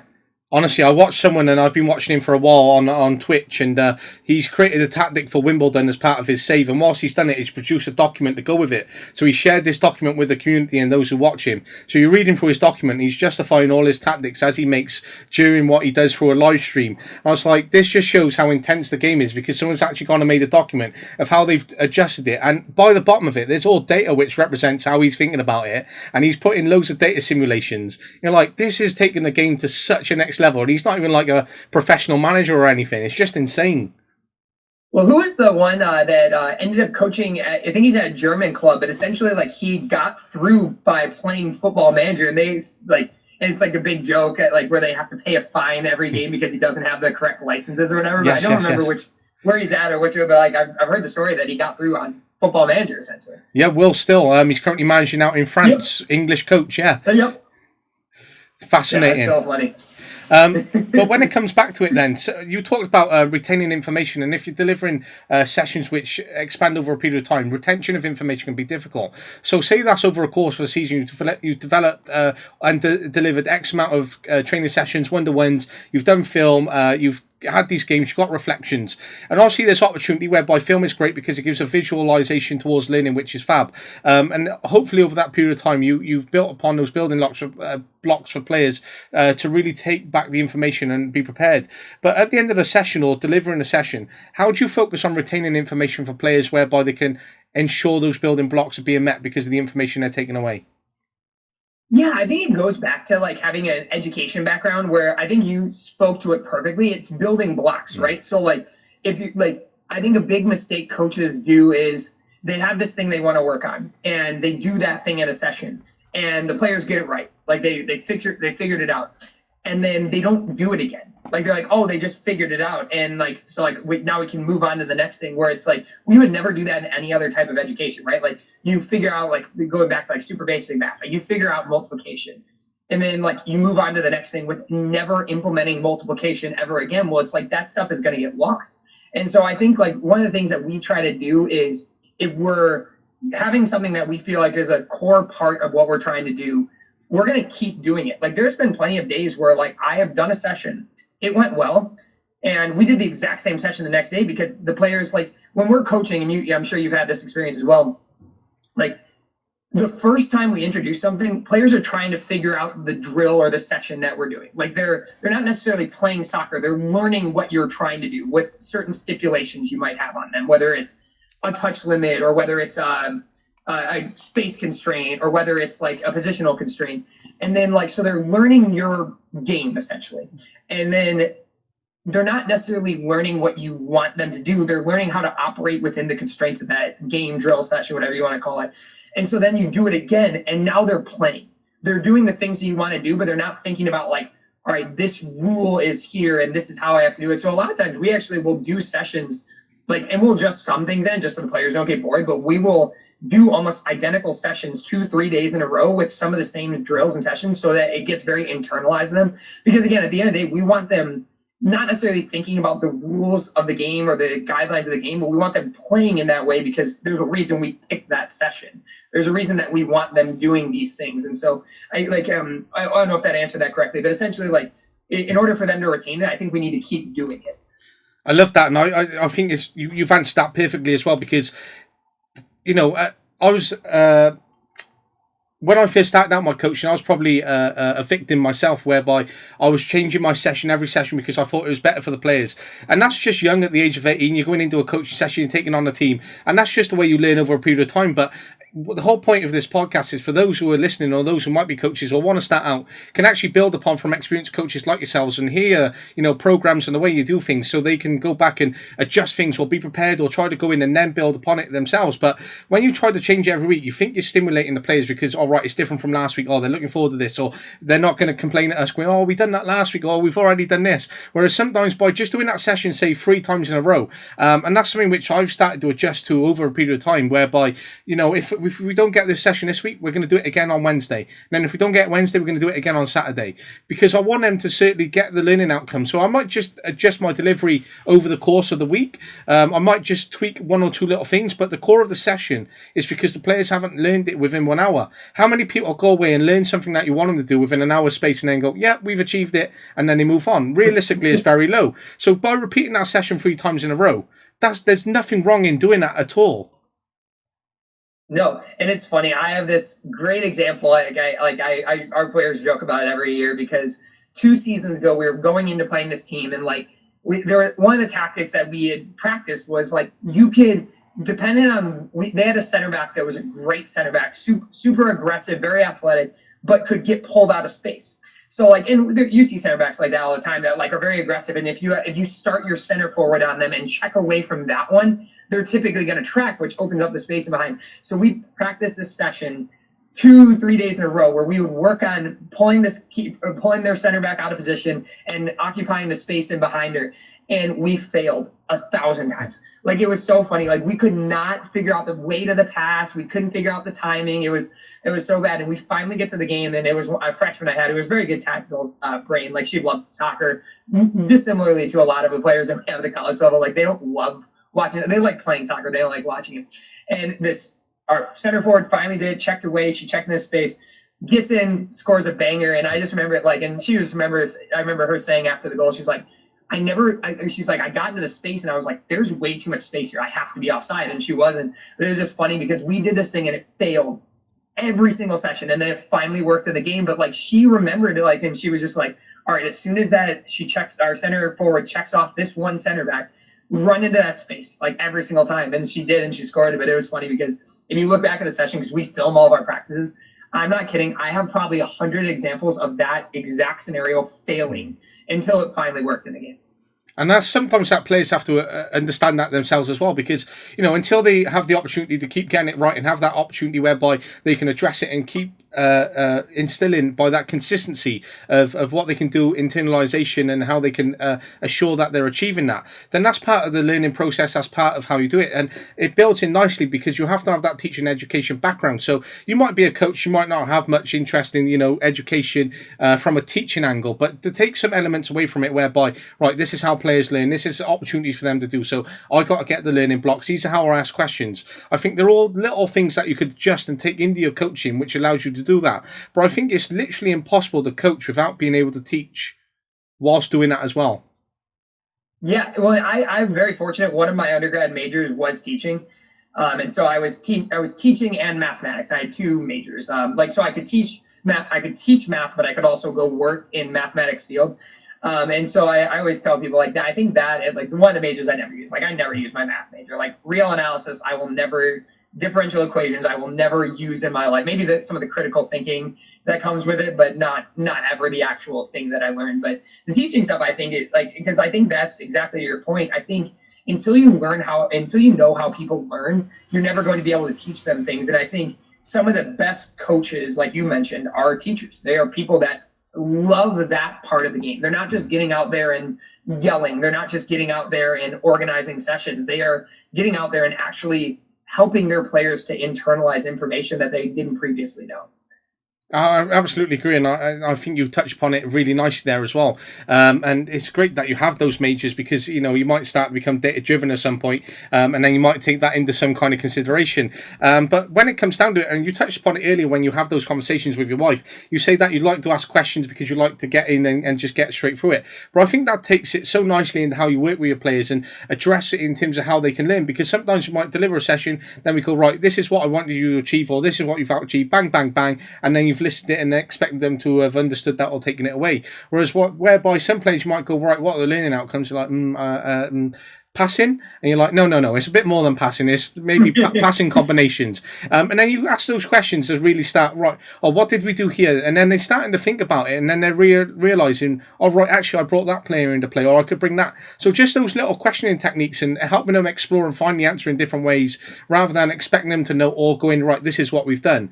They're going to start thinking about it in those ways, and as you said, critical thinking, which then allows them to develop that game IQ, which we touched upon earlier, which is then going to enable them to play in other systems for other coaches through maybe a set of principles, rather than going, this is a system, this is what we do, this is how we've done it, and this is what you've achieved. Yeah, and I think that's such a good point. And to bring it in, like that was a great way to circle back, and to circle back to another thing. I think it comes down to the relationships that you have with players. Like you need to have players that, like, we've all had coaches like this where they come and they talk to you and you're so afraid of them, you're so intimidated by them that like you're almost not retaining the information because you're just worried about doing exactly what they said. And I think having that relationship where like a player can come to you after a session or come to your office or whatever and be comfortable asking those questions, like, coach, I didn't get anything you're talking about. Like, walk me through it again. And like, because I think like the players need to be comfortable knowing that they don't know everything and that they want to like come and talk to you. I had a player this past spring, and this is a little bit different scenario, but we were doing a spring practice, and she was sitting on the bench with me, and like we were just like watching something happen, and she made some comment about like, I feel like, because we were doing a pressing session, and she's like, I feel like as a she was center forward, she's like, I feel like I'm just running around with my head cut off, and then I kind of explained it to her, but apparently I explained to her and I was like kind of like sharp, and I didn't mean to be. I think I was just like watching the session and also like trying to explain it to her at the same time. And she texted me later that night. She's like, hey, coach, can I stop by the office? And I was like, yeah, for sure. And so she comes to the office and she was like, coach, were you mad at me yesterday? I was like, no, well, gosh, no, why? And she was like, because like when you said, then you were explaining it, like you didn't explain it how you normally do. I was like, oh, I'm so sorry. I was not meaning to be dismissive at all, but like that was, to be honest, I was probably focusing on what was happening in the session, but also trying to explain to you at the same time, and did neither one of those things well, because I probably wasn't watching in the same way I needed to, but also didn't explain it to you as well. And it was good to have that conversation because it cleared the air very quickly. And also we were able to talk about the things that I needed to do that she didn't quite understand. And so I think having players that are comfortable coming in to talk to you is also really important, because they need to have that level that they want to be there and they want to learn from you. I love that. And again, there's so much within that as well. I think there's making space for players to have that opportunity to come and approach you and then speak to you, as well as having the opportunity to maybe planning, questioning, and when that can take place. And there's really a time and place for it as well between coach and player, and having that feedback, and again that perspective of what you've delivered and how you said something. That maybe for some coaches they've delivered the session. So like last night's session, the coach might have gone away, or the players may have taken this away. This is what I thought of it, but then the player might actually have gone away, but they might be thinking something entirely different. So whilst you're sat there, and I've been again in this position, you're sat there, you're thinking everything's fine, you've delivered a great session, and then boom, one question comes through to you, or you get a text or a message, and it's like, whoa, you've completely taken that out of context, because that's not how I meant it. So you've sat there thinking everything's comfortable, but someone else has been stewing over it, and then it's just exploded. And there's a few times where that's happened. I'm like, you've got that completely wrong. So that perspective is really important as well. And I think creating that time, that space is really important for any coach or manager to try and scope in to their, not only their session, but their program as well. Yeah, and I think it's just I think it's about creating an environment of empathy and people that want to help each other out, because I always tell people, as coaches, for better or for worse, and you've probably seen it both directions, your team is going to take on your personality a little bit. Maybe not your whole personality, but as a coach, you're going to have your team start to take on parts of your personality, and if they're not the good ones, then you're going to have a team that goes off and has bad elements of their personality. You've seen it in really positive ways, right? There's teams that have coaches that are very optimistic and good people and help to coach them, their players around, and then they all start to mold to this way, and obviously this is I understand it's a TV show, but that's what I think it was the primary purpose of the Ted Lasso show, to show that a good-natured human being can go into an environment and get other people to be good-natured, kind, empathetic, caring human beings. And that's what I think that moreover than any other part of that show, it's the hierarchy theme is how you can change a culture of a team, a city, everything is and in his way of doing it was being kind, empathetic, caring, asking questions, things like that. But we've also seen a negative way too, where I'm sure you've seen programs where the coach is a huge yeller, is super negative, things like that. So in the games, not only is the coach yelling, but the players are yelling at each other, and the parents are screaming at the players and the refs and everything like that. And you have this giant culture of negativity. And so I think trying to create a positive culture of empathy, having players that care. I joke with people, and again, maybe it'll be different this year, but our team deals with such little drama. But I think a primary reason of that is I'm not a dramatic person and I hate conflict. So if someone's mad at me, I will call them and sit down and be all right, let's talk this out. Let's figure this out. And so when our players are having issues, more often their freshman year than anything else, because they're all coming from all different backgrounds and they probably haven't learned how to have these difficult conversations. But two big players are having conflict, I'll have them come sit in my office and be all right, let's talk this out. What don't you like about her? What don't you like about her? And let's just figure this out. Because more than not, it's just there's a phrase I always use. It's called Hanlon's razor. It's never assume malice when you can assume ignorance.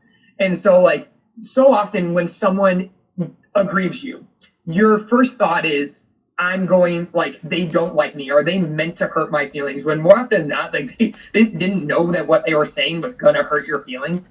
It's when you walk past someone in both ways. You walk past someone in a hallway or whatever, and you wave to them and smile, and they didn't wave and smile back, and your first thought is oh, they're mad at me. They might not have seen you. They might have been just in their own thoughts and didn't see you out of their peripheral. And so I think we say that all the time too. It's another phrase that we use is you're going to get back the energy you give off into the world. And I'm going off on a tangent here, but if you walk down the hallway and you smile and wave at people, more often than not, they're going to smile and wave back at you. And so you're going to get positive. And so we tell our players in practice, if you want people to be energetic and excited to be there and stuff, you better be energetic and excited to be there, because then they're going to come with you too. And so I know I was going off on a tangent there, but that's going back to the conflict and things like that. I think that that's one of the most important things to recognize is more often now when people are upset with you or things like that, they don't know that they're upsetting you, and just getting our players to understand that, I think, helps us to like not have as much conflict as maybe the average team does. No, I think that's brilliant as well, because it's how you can also avoid conflict, because, you know, conflict isn't always necessary, but sometimes there is a space for it. And it's just those conversations can really help identify it, because, again, I'm a bit like you, because I don't like conflict. I'll try and steer away from it as much as possible. But sometimes I'll just have to learn to go and face it, deal with it, tackle it, because the moment that we let it fester is the moment that it can destroy that energy right throughout the team. So that energy and the way that comes across, there are resemblances of our personality in teams, and I think that is such an important point as well for that to come across, because, you know, coaches might go, right, I'm going to start at this team, I want to move to that team, I want to get on this license, and therefore they're jumping around a few different teams. But whilst you're doing so, you're leaving an imprint and a bit of your personality upon that team. So once those athletes and those young people go away, you're still having an impact on them in some way, and some people are then looking at those players going, do you know what, that actually resembles Nick, or why have they taken that away, or how could that have been done? So you want to leave the most positive energy upon those players, whereby then that's reflected in a good way as well. And I think that touches upon the way that you approach players, the relationships that you build, how you support them, giving them that space, what they can take away, how they can develop on and off the field, where they're going in life, especially if they don't make it as a pro. So can they take away all the good energies into, you know, being a lawyer, being a doctor, and there's so much within that which I think really helps stimulate a team, but then also that personality for other players imprints on the other ones, and therefore can you take that and pull it out into your environments before you even go, you know, instilling a tactical system or a tactical theory, and going, right, let's build the environment, let's build the relationships, this is a team, this is how it looks, these are our guidelines, now let's hit the tactics. And I think that's going to work so well in building the team together. Yeah, and well, it's funny. I always said, and like, this might be right or wrong. Like, I'm sure there's someone out there that's going to listen to this and be like, he's so off of this. But I always joke that, like, one of the phrases I use, good players, good vibes, is going to get you so far. Like, if you have really talented players and they love each other, they're going to go so far. You can throw them every tactic possible. I don't know. I haven't checked if you've interviewed her, but she's a great interview if you get the chance. But Marguerite, who's the coach at UCLA, yes. She would talk about, have you interviewed her? Not yet, but I know of her. Okay. Yeah. If you get the chance, she is such a great interview. Like, she's awesome. And obviously tactically very good. Like, you can't win a national title without it. But she would talk about, like, I think it was in their Elite Eight game or something. They were tied going into overtime, and they, like, completely switched to a tactic they had never practiced before in their entire thing. But, like, she had good players who believed in her. And I think her phrase was, and I don't want to misquote it, but it was essentially like, oh, like it's in the stars, or it's in, like, the gods are got behind us. So, like, we're, no matter what happens, like, we know what we're doing. And so after interviewing her, I was like, good players, good vibes. I think I can get you very, very far. If you have good players and they like you and they like each other and they want to work for each other, it's going to get you pretty far. I agree as well, and I think that comes in when you're, say, in the Premier League as well. You know, you got what we would say squeaky bum time, right? So you got a team which is ready to be relegated or very close to doing so. So they sack their manager to bring in someone in a short space of time. Now, realistically, you haven't got the players, you haven't got the budget, you haven't got a transfer window to go out and invest in the players that you would usually have. So therefore, you have to go in and you have a system of working which thereby might keep the team up. But realistically, that comes down to your personality and the energies that you can give to really enhance that team, to build that belief that they can stay up and then bring it together. So at those periods, you know, sometimes it's less on the system, but more on the people management and how you take that in with your energy, rather than it being the other way around. So I think that's such an important point in terms of that energy and how that can really build upon the tactics after that comes. So I think there's a nice balance between how every coach looks at it. But I say I'm the same. So if I go into a coaching session, how can I give off the energies or the vibes that I want? And then over a period of time, if I'm with them long term, then I'll start to develop those tactics a lot more than I would say on a personal skills than, you know, at a certain stage whereby I might have started on it at the start of the season, for example.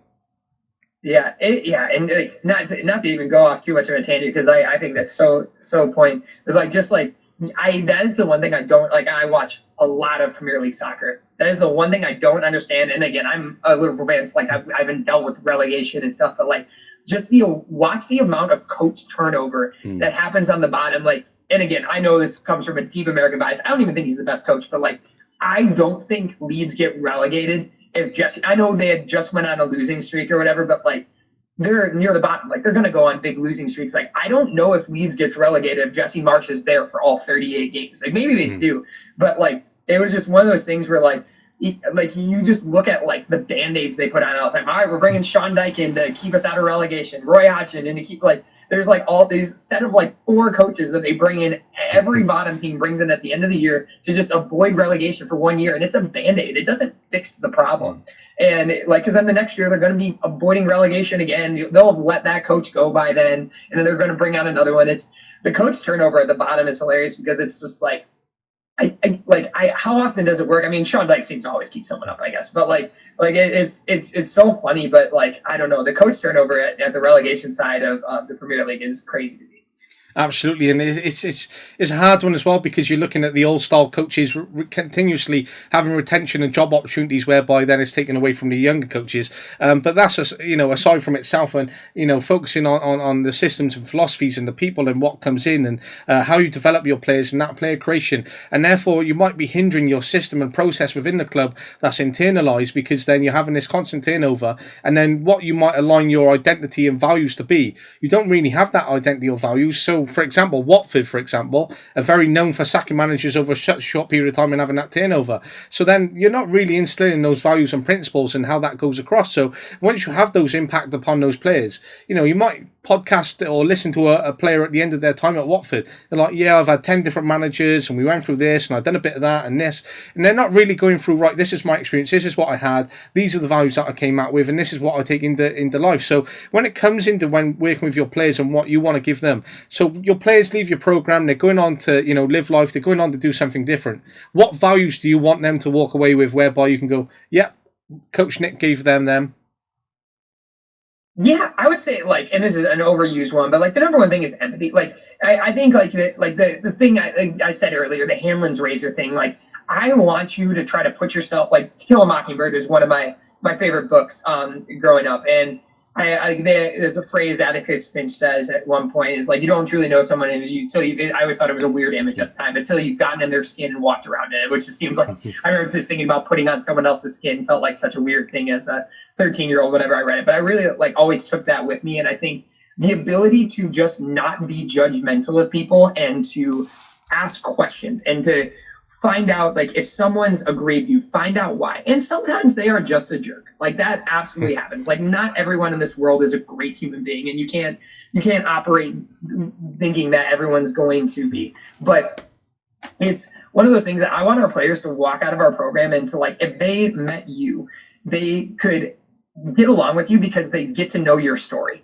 and they'd be like, okay, like this is his story. This is where he came from. This is his background. Or they meet another person. This is her story. This is their background. And to not be judgmental of people and to try to get to know everyone. And I feel like my life, I've been very fortunate because I lived in a big city, like growing up. My wife is from a small farm town. So like I've gotten like very different demographics in terms of where I've been from, in terms of like not only politically, but geographically. We have players from all different parts of the country, from all different cultures, from all different backgrounds. And so I think that's one of the cooler things that players get to experience here, which maybe not, it doesn't happen everywhere because like so many of us are defined geographically to like who we interact with and who we get to talk to, which is awesome that you're doing a podcast because I'm sure you've talked to people from all different countries, all different backgrounds, all different like socioeconomic, geographical, like cultural backgrounds. And so I think like the number one thing is that like I've found through my experience is like people are people, and like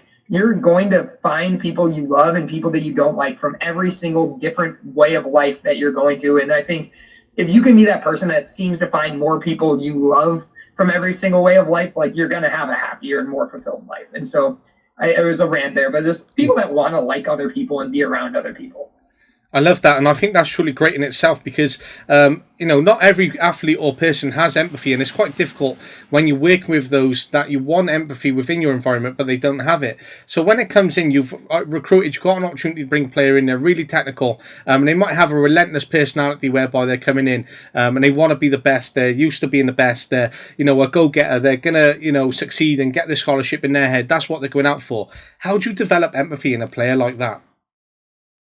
Yeah, I think a lot of small conversations. I've always been a big advocate that like, and I'm going to say this after we're doing a great long form interview. But like, I've always been a big advocate of like having a lot of like day-to-day touch points with people. Like, and so like, I think it's better to have 6 30-minute conversations than 1 3-hour conversation sometime. And so like I kind of like you talked about like the building blocks that we talk about soccer wise.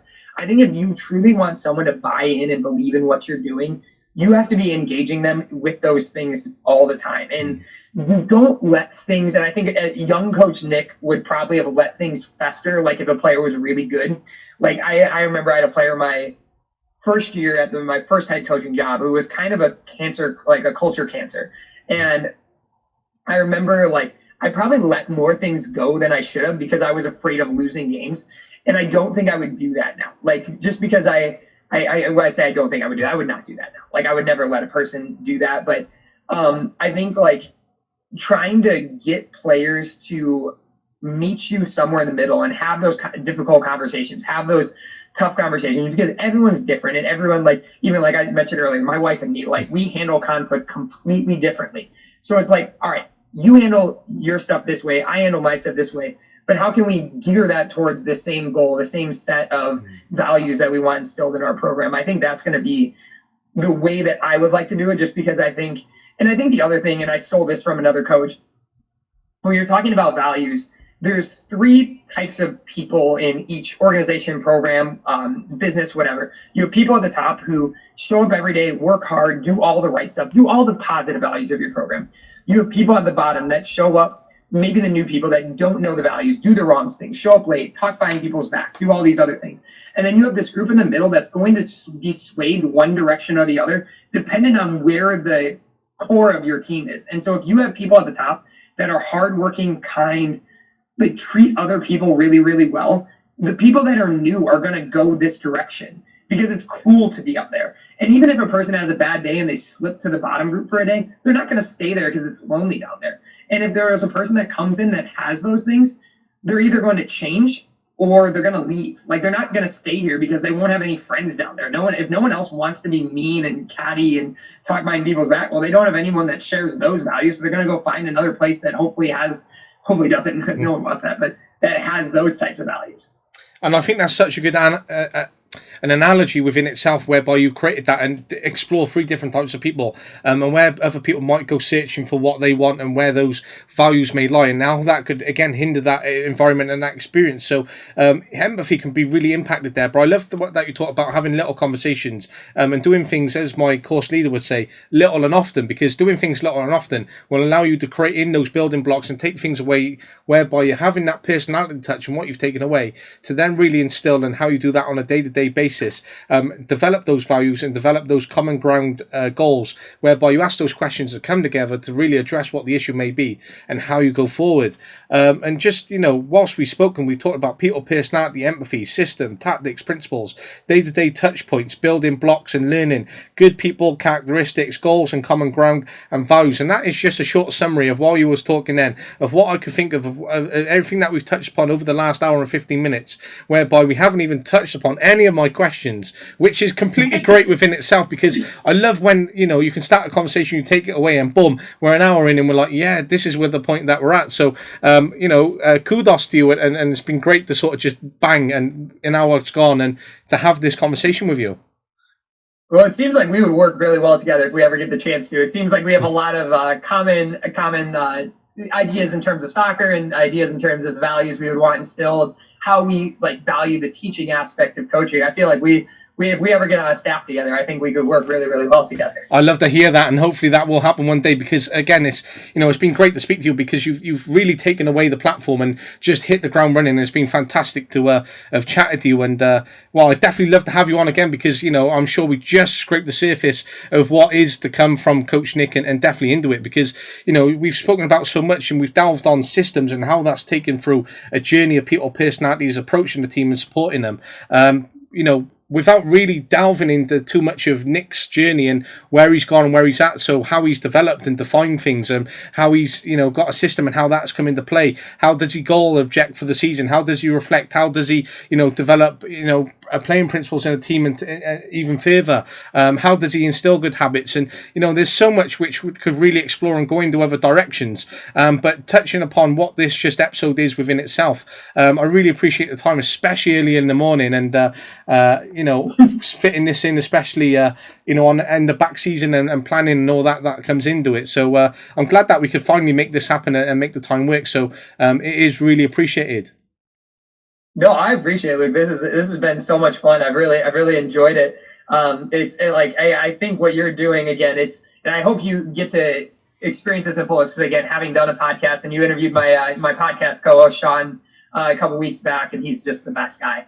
But like, I hope this does what it did for us in terms of like, I feel like my coaching journey was. And I give Sean all the credit because he was the one that like came up with the idea for. We didn't even know each other. Like when we started this podcast, we had never met in person before. We didn't meet in person probably until like almost a year into doing the podcast together. Because very similar to you, like we were very geographically apart. But I hope this does for you what it did for me. And I feel like I would not be the coach I am today, having not had all these awesome conversations with other coaches and getting so many different perspectives and things like that. And so I truly hope that you get to experience that in the fullest, because it changed my life being able to do a podcast, and I hope it does the same to you. I completely agree, and I absolutely thrive off it, and I teach myself, and then when I go into teaching the next day, I'm like, do you know what, I felt so enriched last night because I had this such great conversation. And for me, this is where the real learning takes place. I'm like, do you know what, when I went and delivered that session last night, I'm like thinking of some of the coaches that I've spoken to over the last few weeks. I'm like, do I need to alter my style here? Do I need to change it? What are the players that I'm working with? What would these coaches do? So it really helps you think and develop, which is one of the reasons that I love, having the podcast and speaking to others and really exploring that. And there's no pressure when you're interviewing another podcaster yourself, but I really appreciate the kind words throughout. And it is great when you sort of speak to so many great people and you're able to build that picture of what everyone's able to bring together. And it's been great to really add you to the amazing cohort of people, and it's been great to speak to you and have you on. But before you go, I'm going to throw some quick fire questions at you because I feel it would be unfair if I'd done it. I love this part. Great. If you had to have someone describe you in 3 words, what 3 words would they be? Hardworking, smiley, and empathetic. I love that. Definitely love that. You might be where you already want to be, but if you can move to any country to coach, where would it be? Oh gosh, for the geographical regions, New Zealand, because I just love that area and I feel like that'd be a ton of fun. But definitely England. I would love to come over to England and just like, I would love to test my mettle against your quality of coaches over there and see if I'm any good. Well, you could always bring your team on tour, who knows, but hopefully you might cut your teeth and the opportunity might arise. You might have already answered this, and I got a feeling I might already have the answer. But if you could spend a day with any coach or manager, who would it be? Oh, you for sure know that. Jurgen Klopp. My wife knows, like that is the one person in this world, like if you asked her, who is the one person in the world, like regardless of coaching anything, that you could sit down and have a beer with and talk, it's Jurgen Klopp without question, just because a lot of the values that we talked about, he seems just like a genuinely good guy, and I would just love to pick his brain. And he emphasizes energy, even in his interviews, what he gives away. That how many people can do that over, an interview across media, for example. But you fit that personality. Hearing what he said to them going into the Barcelona game, just like normally this task would be impossible, but because it's you guys, we have a chance. Like, I don't know how your brain comes up with like that thing and just like to go on and win 4-0. I mean, it's just the perfect fairy tale story. But I just remember like hearing that he said that, I was like, how does someone think of that stuff? My pregame talks suck, like compared to that. Like, I couldn't even imagine like doing like. Of course, I've probably stolen it since then, but the person that comes up with that stuff is incredible. I'm jealous. Absolutely, and even when you think of the originator, you're like, how do I get to a point where I can be the originator? Yes, exactly. Like I feel like I steal everything. I never get to come up with anything cool myself. This might be the same answer again, but who was or is your role model? Oh gosh, I would say very similar. I'll go with my mom. My mom is, and a lot of people have that, but when I was young, my mom worked a job before me, and we were really poor when I was younger. And my mom worked a job, and then when she had me, they had me pretty young, like not like super young now. I mean, young now, but like 24, 25. And she stopped working to run a daycare so she could still make money but also care for me and my younger sister. And then as soon as she got done, she went back, got her CPA, worked her way up in the business world. Now she's a CFO for one of the biggest multinational companies in World Lions Club. And so just to watch her journey from she it's one of those things where she was a mom, and then she was also a badass. I shouldn't swear, but like a badass businesswoman. And so I think for her, just to watch that journey of what she was able to do and just like be a woman, where it was still difficult at the time to be a woman at the top of some of these organizations, to be able to do that, I think is awesome. That's incredible. I'm glad that, you know, a personal one has come up there, but also that journey that your mum's been on. And when you next walk in, just say you're a badass business bitch. Exactly. She very much is. She very much is, and so is my wife. So it's I always say I've been surrounded. Like, I think it makes sense that I coach the women's college game because I've been surrounded by so many awesome badass females in my life, and so it just like it's funny because I have a son and I have a boy, but it's kind of funny. Like, I always think I'm eventually going to be a girl dad just because like I have so many women in my life that like I feel like I almost would be able to raise them better because I understand that perspective almost a little bit better now growing up than maybe I did 20 years ago. And again, that's where those energies of other people come off, and it's resulting upon how you're thinking, where you're at, where you're going, and how that may look as well. So I think that wraps up nicely in terms of that point as well. If you could go back to your younger self and someone put two cards in front of you, they flipped it over. One time as a full-time professional coach, going anywhere you want. One time as a full-time professional soccer player. Which one would you have chosen? Soccer player, for sure. I would just love that journey. I would love, like I just wasn't talented enough, but like I would love to, I think mentally I was strong enough, like to deal with the ups and the downs of like going over and like going to academies, getting pushed away, going and fighting for another academy, getting pushed away. I think mentally I've always been a pretty resilient person. And so I think if I was ever talented enough, I think that could have been a good journey for me because I think that I very much would have loved like the opportunity to just like go and compete and fight and grind and try to work my way up through that world just because, again, I just wasn't talented enough. If I was talented enough, I think mentally I could have done it.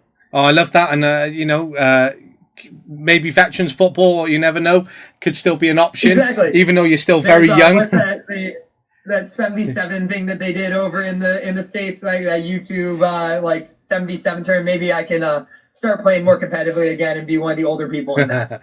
Well, there you are. Again, you might have touched upon this, but if you could take any job in the world, what job would it be in terms of coaching?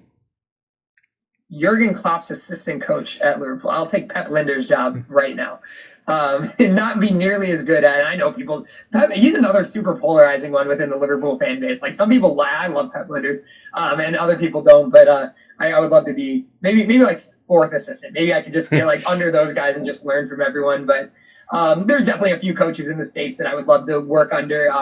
There's a coach, Julian Stitch, who just won a national title at U Chicago, just took the Denver women's job. I think that would be a fun job to go work with her in as well. And just because I love being a head coach, but I also feel like I could also have a lot of fun going back and being an assistant and learning from someone who knows more than me. And I agree with you there because part of the session that I went to last night, I've always been a head coach or lead coach myself, but the coach that has asked me to come in has said, look, I want you to be assistant. So for me, the first time being assistant is something that's cropped up and it's presented itself to me. But I'm there thinking, do you know what? I could actually enjoy being assistant. I'm enjoying what I could bring to this, and this could open up a new horizon and just allow me to step back from being head coach. If you weren't coaching and you weren't teaching, what else would you be doing? Yeah, that's a good question. I probably would be doing like something outdoorsy. I think I would have to be doing something active. I'm not made to sit in an office. I'm definitely a person, like I exercise all the time. I used to be a competitive triathlete after college. And so like, I've always done things that are active. And so like, I don't know, I can see myself just being like, I don't know, I don't think this pays super well, but just like working in a national park and being a tour guide or like something like that. Like, I think I would love something that would involve being outdoors all the time. And so I think that I think as a retired person, and my wife's not going to let me retire for like 30 years, but whenever I'm retired eventually, like maybe like going to like as a retirement job, going to like a Colorado or a Montana or whatever, and just being like a tour guide out there and walking people around all day. Sounds interesting, and you never know what might happen. And if soccer frustrates you enough, then just get outside and live that life. Yeah. Who is your all-time favorite player? Steven Gerrard, for sure. And he was the one that got me into liking Liverpool. And it was funny because like people like obviously Liverpool's good now, and we like over the last 5 years we've won like all the trophies that you can win. Not as consistently as most fans would like, but like I don't think there's a trophy that we haven't won that we've been in at a certain point. Like we haven't won like obviously like Europa League, but we have a chance to this year because we sucked last year, or like Conference League or whatever. But we've won everything else. But like I was joking to people, I came in at the worst time to be a Liverpool fan because like obviously like, and this is such a fair weather fan-y thing to do, but like the first soccer I really ever saw in the States was the Champions League run in 04-05. And so like I got to see this like underdog team like with Steven Gerrard, like just kind of the only reason they won really was like, I mean, like they had other decent players, but that squad should never win a Champions League. And like they won, and then like immediately after that, like they won the FA Cup I think the next year, but then like I just went as a fan on this huge trophy drought for like 12 years, and so people are like, oh, you're a Liverpool fan, like they're good. I was like, yeah, but they weren't for a while. Like they weren't terrible, but like we were like for that stretch, we were like Tottenham, and hopefully you're not a Tottenham fan. Definitely not. Or if you are, like, but like we were like the Tottenham back then. We were always near the top or getting in finals, but like never actually winning trophies. And so I hate Tottenham, to be fair. I don't like any other players. I'm not a fan of any of them. But they're like my least like team. But like I can empathize with them a little bit because like they're like the joke for everyone that they're just like trophy, like they have less trophies than pretty much every team ever. That's it. Yeah, completely. Are you a fan of someone? I'm actually. Yeah, I'm not a Spurs fan, but I'm a Chelsea fan. You guys are a mess, to be fair, right now. And Chelsea, like, to be fair, is like easily like over the last decade the most successful team in terms of trophies. Like people have the recency bias of Man City, but like I think over the last like 10 years, you guys actually have more trophies than anyone. Like I'm someone can correct me on that, but I think like in terms of overall trophies, I think over the last decade you guys have more trophies than anyone, which is crazy. But yeah, this last year must have been a roller coaster to be a fan for you. Definitely, but it's an interesting season to go into because, you know, look at the squad, look at Pochettino. What energy could he bring and how could he turn that around? So I think this year is definitely going to be interesting depending on what City do, depending on what Klopp, you know, Arsenal this year, United, what Chelsea can bring into it, how Spurs are looking just behind whether, you know, the Ange Postecoglou is going to do a good job there or not. It's going to be interesting. Another great season ahead, I think. I agree with you completely. I am happy as a Liverpool fan that we're playing you guys early because I think like there's going to be a learning curve, like especially if you guys end up getting Caicedo late. But I think some of the players that struggled last year, like, and I shouldn't even say Enzo Fernandez struggled, but like he wasn't the same player you saw in like the World Cup or previous to that. But I think it's because he had to be as a sole six, and like I think if you get him into one of the dual 8 rows with Caicedo behind him, I think Mudryk is going to actually blow up this season. Like. I think like, and that was even before he scored the goal in the other night in the exhibition match or whatever. But like, you look at him, and it's like very similar to me as a Liverpool Darwin Nunez fan. Like when you're creating and getting that many chances, they're not always going to not be in the net. And so like you look at a guy like him who like was creating and getting in so many dangerous spots, just the end product wasn't there. That's probably because he was 100 million and came in January. You know, it doesn't like it's hard to transition without a preseason. I think he's going to blow up. I think you guys, if it can get figured out, and again, there's obviously got to be some transfers before the end of the year, but you look at some of the young talent you have, the midfield could be one of the best in the Prem, especially if Caicedo comes over.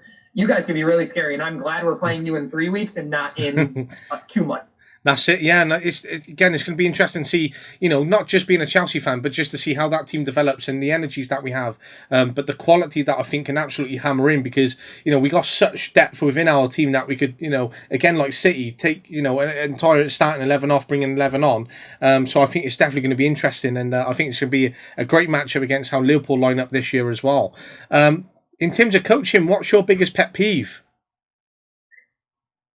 Coaches that thinking this is such an easy one for me to answer, to be honest. Like it's coaches that think that there's only one way to win a soccer game. That there's so many coaches out there that like is right now, and to be fair, positional play is obviously very, very popular right now. Like when you look at what Pep's doing, what Brighton did with De Zerbi and different things like that, like positional play is very, very popular. I also don't think that's the only way to win a soccer game. And I think the coaches that think that drive me nuts because it's, in the United States, like I have a friend who coaches at a team that is hyper direct. Like they are, like I've never seen a team play this direct. Like they honestly play like an English team fighting for relegation, but they have the quality of players to win. Like they never lose. Like they've lost in Division 3 soccer, they've lost 2 regular season games, or they've lost 0 regular season games in the last 2 seasons. So like the record of the last 2 seasons is like 39-2-4 or something like that. So they like never lose, but they're hyper direct and people crap on it all the time. It's like, if you want to crap on it, then beat it. Like, you know, like, and I'm not saying I even play that style, but I think it's very frustrating to me, and I'm getting worked up that like people think that there's only one way to play and one way to win a game. It's like there's a reason that the game is constantly evolving. It's a reason that none of us really play that like strict English Italian 4-4-2 that happened in the mid 2000s, and it's even rare now to see like the 4-3-3 with wide players. Like that's not even as common anymore. Like a 4-2-3-1 is even kind of taking it over with like more narrow type wingers and overlapping outside backs and things like that. So there's a reason that there's so many different ways to win a soccer game. And I think the coaches that like will go on Twitter and be like, this has to be it, and we're only doing this, and this is the only way to win. It drives me insane because it's just like I've never seen anyone win doing one style for their entire career. I love that, and I think there's so much within that. And just as you're talking, I've sort of got an idea which I'm going to pitch you later on about how that may look. What is your favorite thing to do in your downtime? Play with my son. Absolutely play with my son. I got a 14-month-old, and I always tell people that like like I never knew how much fun I would have being a dad until I was a dad. And so I think just like watching my son grow, like I love taking him to the park. We kick soccer balls around all the time. He doesn't kick them particularly well because he's only 14 months, but he'll run around and kick soccer balls with me. We have a beach near our house because we live right on the Mississippi River. So like I love going to the beach, take him in the water. He's at a great age where I can like roughhouse him now. So I can like throw him into couches, throw him onto beds, and he thinks it's hilarious. And so I would say absolutely that. But like being outdoorsy, like going on hikes with my wife, like we have a giant backpack, like we throw him in and we can just like go on 3-4 mile hikes up because we have a lot of good bluffs around here and stuff like that. But like absolutely that stuff. I do play video games, and I love watching soccer still. Like it sounds a terrible thing, but like I watch soccer all the time. I've been waking up early to watch the Women's World Cup over here and stuff. They're better. I'm sure the game times are way better for you guys over there because we're so far behind. But yeah. I would say long answer, so we're doing stuff with my son and wife for sure. I love that. I really, really love that, and it's great that you have that. What are your 3 non-negotiables in coaching? 3 non-negotiables. Hard work. I tell our players, like, if you don't work hard, you won't play. I would say that for sure. I hate players that I'm saying all these like very like very extremist things right now. I hate. I don't hate a lot of things, but I don't like when players yell without purposes, like say like we need to switch the field or who's got this person or blah blah, and it's like sounds very whiny. Like we do a preseason activity every year where we take some of those phrases and you have to frame them into like actual actionable items. So like instead of saying like who's got number 8, it'd be like why can't we tell someone to go get number 8? Say like, hey Lily, go get number 8 or whoever. Like so how can we like instead of saying like we need to switch the field or we need to do this or who's got this, it's like can we create those statements into actionable items? And my other non-negotiable is, it's a good one. I feel like those are my main 2, but I'll come up with one more real quick. I would say another non-negotiable is, I don't let our players yell at referees. I think the referee treatment is very, very poor across the world right now. And I'm not immune to criticizing referees, whether it's on Twitter, whether it's in games, but I've been, over the last couple of months, I've been actively trying to change that just because I saw all the horrid things you saw in the World Cup with the amount of players surrounding referees. And I feel like, unfortunately, now we're going to see that even more at the youth levels where, like, now 12-year-olds are going to surround a referee after bad calls to try to get them changed. And I think the treatment of referees around the world, United States, Europe, everything is really, really poor. And I think that needs to change. And so I'd like to be an advocate for that as well. You never know. That doesn't excuse my past of, like, also criticizing and things like that. But I think having perspective, I need to do a better job of that, and I want to help other people do that as well. Again, I think that's great, and you never know what advocacy role you might end up having or could end up delving into. What does reflection mean to Nick? Reflection means to me is like being able to think about things yourself, but also to be able to take in criticisms from other people and really analyze if that's the thing that needs to change. I think the coaches that live on their own island and only take their own thoughts and only take their own ideas can only get so far. I think it's obviously a very common thing, but I think if you surround yourself with people that you trust and people that are comfortable criticizing you and telling you when you're wrong, I think it's a very important thing. And so being able to reflect on obviously your own things, but also to be able to reflect upon what your assistant coaches or other people around you are saying and implement some of those things, I think is really important because I we only have our own ideas. And if we only ever have our own ideas, we're never going like you doing this podcast, me doing this podcast, I think allows you to realize that different perspectives are very, very valuable. And so that's what reflection looks like to me.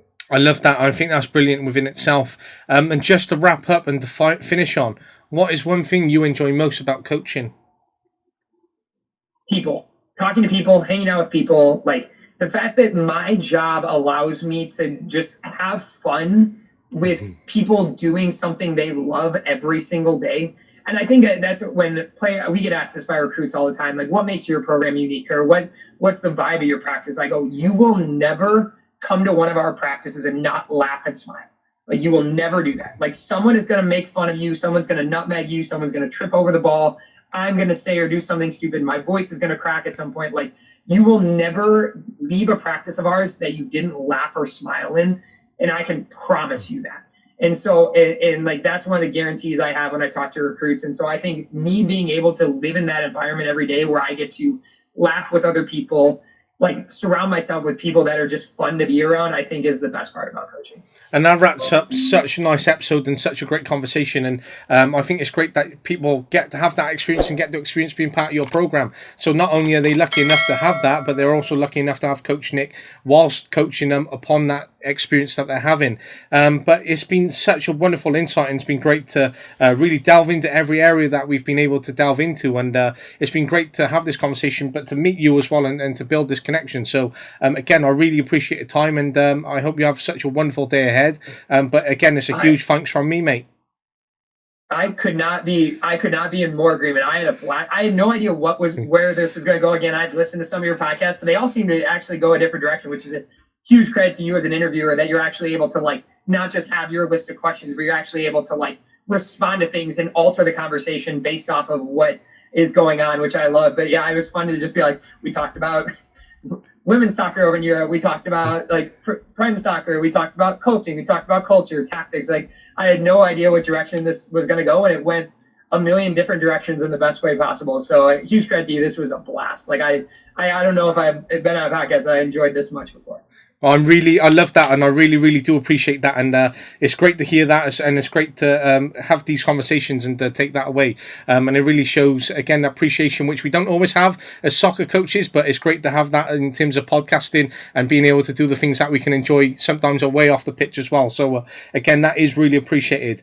Well, again, I hope you have such a great day, and I know this is going to be such a great episode, but I look forward to staying in touch, and again, thank you from me, and take care. Absolutely. And if me and Sean ever get our act together and start doing ours again, you will be one of our first calls to get on the podcast. I love that. Anytime. Don't be a stranger. Perfect. You have a great rest of your day, Luke. And you. See you later. Until you know how people learn, you're never going to be able to teach them things. And I think some of the best coaches, like you mentioned, are teachers. They are people that love that part of the game. They're not just getting out there and yelling. They're not just getting out there and organizing sessions. They are getting out there and actually helping their players to internalize information that they didn't previously know.